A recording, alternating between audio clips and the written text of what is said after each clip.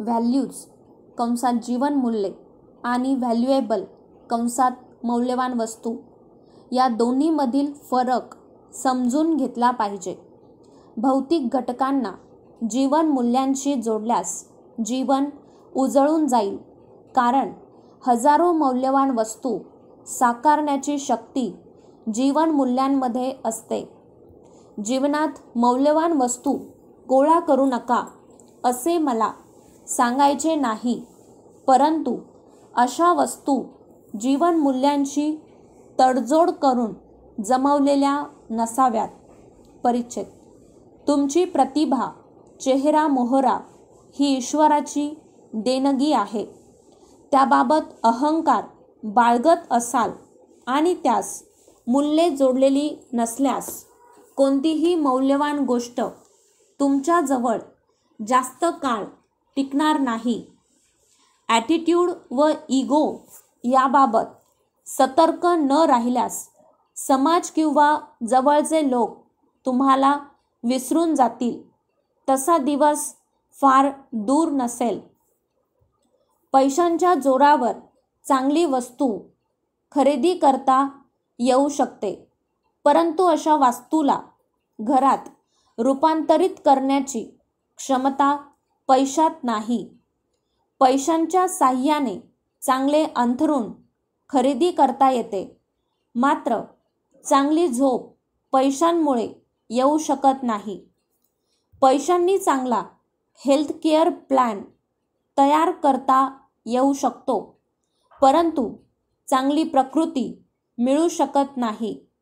तात्पर्य: जगात शेकडो गोष्टी या पैशांनी खरेदी करता येऊ शकतात, पण पैशांनी खरेदी करता येणार नाहीत अशा हजारो गोष्टी आहेत. पनीर, दही, बटर, बटरमिल्क इत्यादी दुधापासून बनणारी उत्पादने आहेत, तरीही बाजारात त्याची किंमत वेगवेगळी आहे. अगदी तसेच आपणही ईश्वर निर्मित कृती आहोत. आपली ही मूल्ये वेगवेगळी आहेत. म्हणजेच दोन घटक ही मूल्ये ठरवतात. एक म्हणजे जीवनाच्या शेवटी जीवनाकडून किती समाधान मिळाले. दुसरे म्हणजे स्वतःच्या आणि इतरांच्या मनात कशी प्रतिमा तयार केली आहे. हे दोन घटक तुमची जीवनमूल्ये काय आहेत यावर ठरत असतात. एका चांगल्या जीवनाचा हाच पाया असतो. अमेरिकन गायक एल्विस प्रेस्ली व भारताच्या चेतनेत वास्तव करणाऱ्या मीराबाई यांच्यात एक तुलना करूया. याला केस स्टडी समजा. एल्विस यांचे चरित्रकार दावा करतात की एल्विस आपल्या पहिल्या नावाने प्रसिद्ध असलेले जगातील दुसऱ्या क्रमांकाचे व्यक्ती आहेत. एल्विस 21 वर्षाचे असताना त्यांच्या नावाने बाजारपेठेत 78 उत्पादने होती.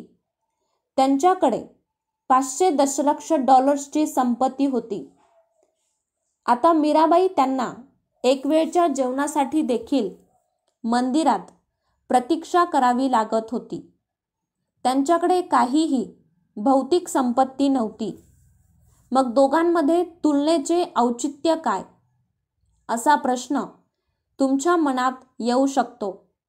पण जरा थांबा. एल्विस प्रसिद्धीच्या शिखरावर होते तेव्हा त्यांच्या सेक्रेटरीने विचारले, या टप्प्यावर तुम्हाला कसे वाटते? एल्विस म्हणाले, मला एकटेपणा जाणवतोय. केवळ 42व्या वर्षी त्यांनी आत्महत्या केली होती. त्यांच्याकडे सर्व काही होते: फेम, टॅलेंट, मनी. मीराबाईच्या भजनावर 300हून जास्त संशोधन अध्ययन झाले आहे. आज 500 वर्षांनी देखील मीराबाई देशाच्या चेतनेत वसलेल्या आहेत, कारण मीराबाई यांच्याकडे सर्वात मोठे जीवन मूल्य होते.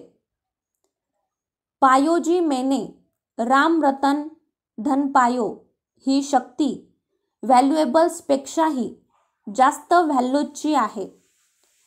एका फोटोग्राफरने आपल्या स्टुडिओमध्ये एक फलक लावला आणि त्यावर लिहिले, तुम्ही जसे दिसता तसेच छायाचित्र हवे असल्यास 20 रुपये लागतील. तुम्हाला वाटते तसे छायाचित्र हवे असल्यास 30 रुपये लागतील. आणि लोकांच्या नजरेत तुम्ही स्वतःला कसे पाहता तसे छायाचित्र हवे असल्यास 50 रुपये लागतील. अनेक वर्षानंतर त्या फोटोग्राफरने आपल्या अनुभवांना कागदावर उतरवले.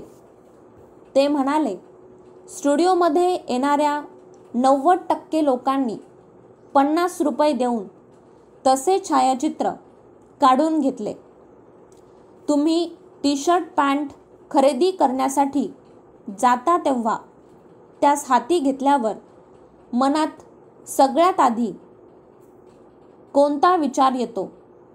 मी यात कसा दिसेल किंवा कशी दिसेल, किंवा इतरांना हे कपडे कसे वाटतील?